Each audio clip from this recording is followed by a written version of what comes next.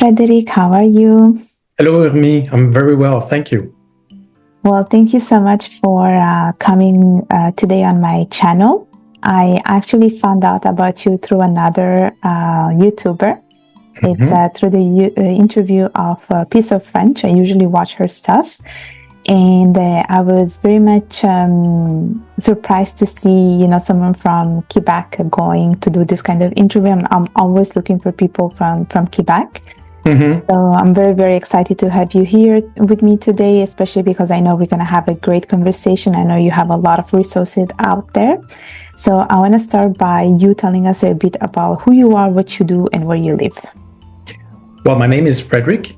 I've been born in Montreal. I've lived in Quebec and Canada all of my life, but I've traveled around. And I've always been very interested in languages. I think when you speak a language that somebody understands, you speak to his head, but when you speak his mother language, you speak to his heart.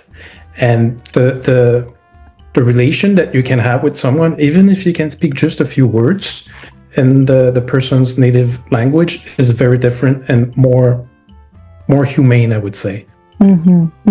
Yes, I definitely agree on that. I think just to see the effort that someone makes to speak your native language is very appreciable. Like it's something to appreciate. So, definitely.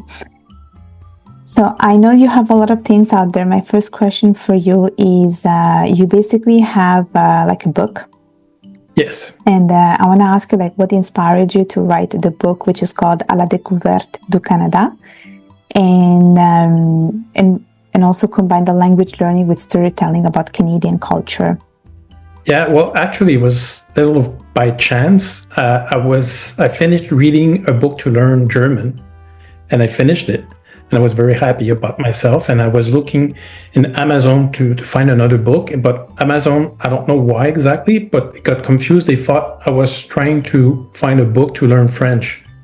I had time during that day, so I said, okay, I'm going to look what's out there. And after a few minutes, I realized there were no books that were talking about to learn French, but the story was in Quebec or in Canada. It was always stories in France. So it's difficult to explain, but it really got to me, and I got mad. I said, it's not true. We exist as francophones in Quebec. In Canada, we're about 10 million francophones, or people who can speak French in Canada. And it's like nobody took the time to write a book about that. So it was during the pandemic. And obviously I had more time than usual. Yeah. And I stopped everything and I started to write a book. And I always wanted to write a book. It was behind my head, but now I really had I was very focused. And for about 2 years, it took me about 2 years, because I edited the book myself also. And I drew there's some, not paintings, but, kind of paintings in the books also. So I had to do that also. And so that's where it came from. And I'm very happy, because as a self-edited writer, usually if you publish more than 1,000 books, you're like a superhero. And I did little less than 2,000 now. Very happy for that. And my book is being used in some colleges. Okay. In their francophone to learn French as a second language. Okay, well, that's incredible, because I agree with you. There is not much content when it comes to the Canadian culture, the culture in Quebec, because I also search for stuff and I always find things from France. And the thing is, I come from Europe. You don't get exposed to the culture in Quebec or the Canadian culture. So it's good that you are focusing on a niche, because we need that. I always look for these things, because you want to learn a little bit about the Quebecois culture. It's not the same, it's very different in a lot of ways. And so it's good that you have this book, because I think like you said, there is not much in the market, and you don't get exposed to it when you go to school, especially when you come from Europe. Mm-hmm. Yeah, and you make a good point. I have a good friend of mine, Ivan, and he came from Bulgaria. And when he was in Bulgaria, you had to do a test either in French or in English, to come to Canada. And he said, my French is good. So he did it in French. But when he arrived here, he said, Fred, I don't understand anything what people say in French, but I did my exam in French. So yeah, there's a difference. It's not when the writing is the same, reading is the same, but it's the pronunciation. So we pronounce as French in France pronounced 300 years ago, and it hasn't really changed. So that's the main difference. Yeah, definitely. I couldn't agree more. I couldn't agree more. So my next question is about how you approach teaching French in a way that resonates with the learners from different cultural backgrounds. Well, learning a foreign language, it's difficult. Sometimes you can look on YouTube and you see like hyper polyglots that speak 5, 7, 10 languages, and you're like, oh my God, I'm trying to learn a second language and I'm having difficulty. So there's people who are extremely good in everything, so you let them go. But for the normal woman and man, it's more difficult. So what you really need is have a certain kind of motivation, because the time the time you're spending to learn a language, you're not spending that time to do other things. Yeah. And your mind doesn't want to do things that is too hard. By definition, we're humans, so we're lazy. So we really have to whip ourselves to learn the language. And my strategy is trying to do two things at the same time, because we don't have much time. So if you're walking the dog, try to listen to your target language. Yes. And the balado, they say in French. Yeah, and podcast. And try to do two things at the same times. So another thing that I do, when I watch Netflix, it's always I'm trying to learn German, so I put the subtitle in German.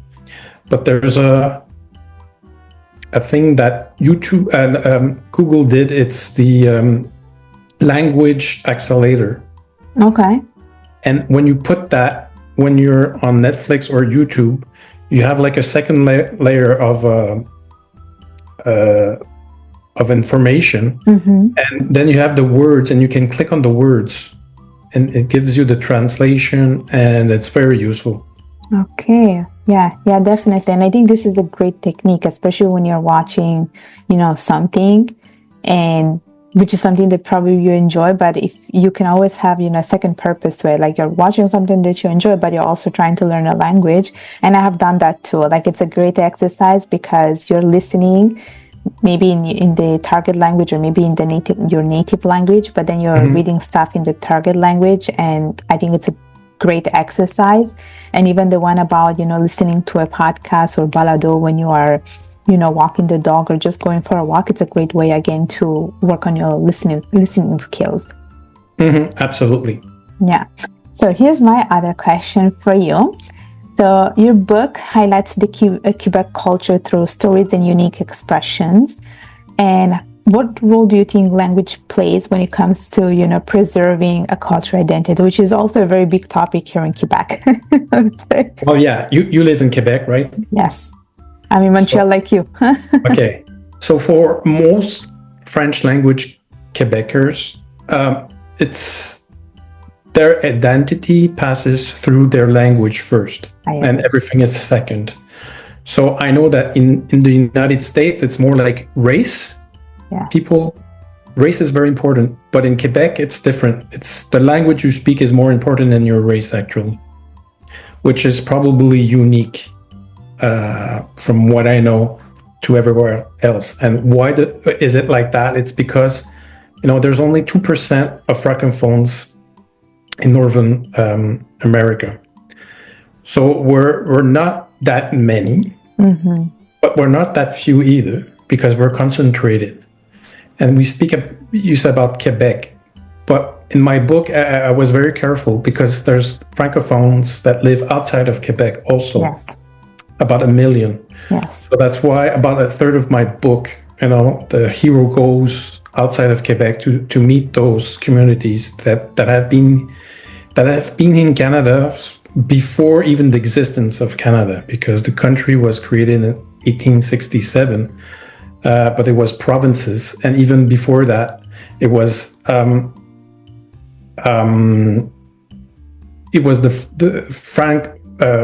francophone colonies or French colonies, when I say in English colonies. So the country did not always exist, but those communities have been there since really the beginning of the colonization. Yeah, yes, I agree. And, speaking a language, it is, a symbol of your identity. I do agree on that. And for me, it's like identity is something so important for me, especially cultural identity. Because, depending on which languages you decide to speak, it represents who you are and what you stand for. And so absolutely. Yeah, I agree with that. So, so for people who are watching right now, so if you're coming to Quebec on vacation, whatever, take the time to learn at least 10 words. Bonjour means hi. That's very important. It's you break the glass with that. The ice, I mean. And it's a question of respect. Really. Yes, I agree. I definitely agree with you.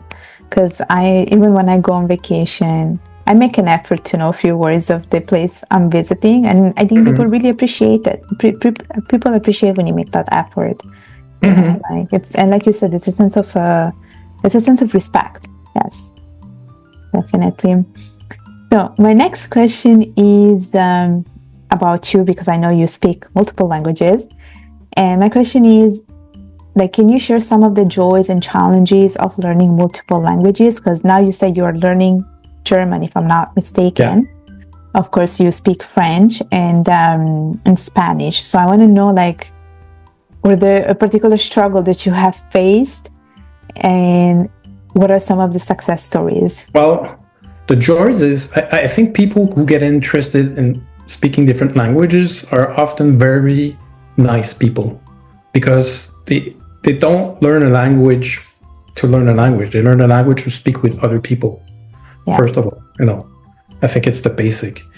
And so when you try to learn a second or third, whatever language, it's because you want to communicate with others, and you're going to have a more through communication with the other person. And as for the challenges, personally, it's a little strange, but sometimes I get my words mixed up between my Spanish and German. Oh.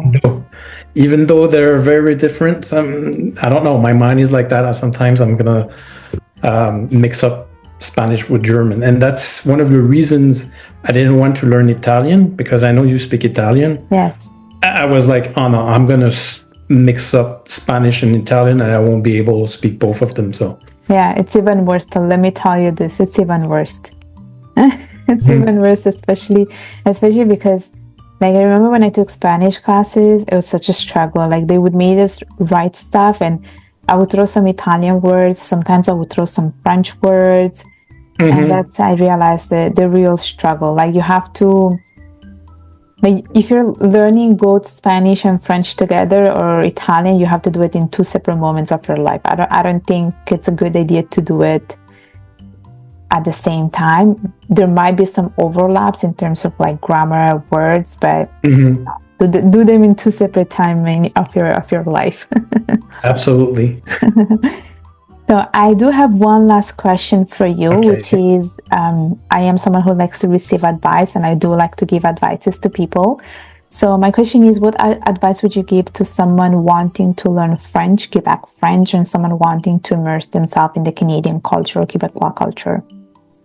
Well, like I said earlier, maybe try to listen to a podcast. And one that's great will be Paul Arcand.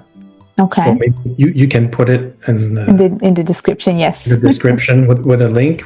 He's great. He's been at radio for forever. He's very known, and he does like a press review every day, and it's about 25 minutes, and it gives you two things. So he's alone, so it's not complicated. There's not a discussion per se, so it's easier to understand, and he speaks. So that's one, and two, at the same time you can learn about I wouldn't say Quebec politics or Canadian politics in general, but if there's something in Ukraine, he's going to speak about that also. Okay. And the second thing I would suggest is go to moril.ca. So you'll put it also the description. So that's a government of Canada that created a website to learn French or English. And so it's Quebec French or Canadian French. And there's a lot of resources. And it's being done with the CBC, which is like the equivalent of... anyway, it's like the national broadcaster in Canada. Yes. So you get access to a lot of programming that was made in Canada. Yeah, it's the equivalent of BBC or CNN. The BBC, yeah. There we go. Absolutely. Yes. So basically watching the news, Canadian news, and... But with the Moril, they make it specifically because they know it's for people who are learning French. And there's other exercises, and it's free. Gotcha. Okay. Perfect. Well, I will put all the information you have given me in the description of the YouTube video. But before we go, and I did not tell you this, I do have 5 rapid fire questions for you. Okay, go ahead. So I want you to give me whatever comes to your mind. I don't need you to elaborate. It's called five rapid fire questions for this reason. So let me know when you're ready. Ready. All right. So the first question is, what's the most Canadian thing about you? The most Canadian thing?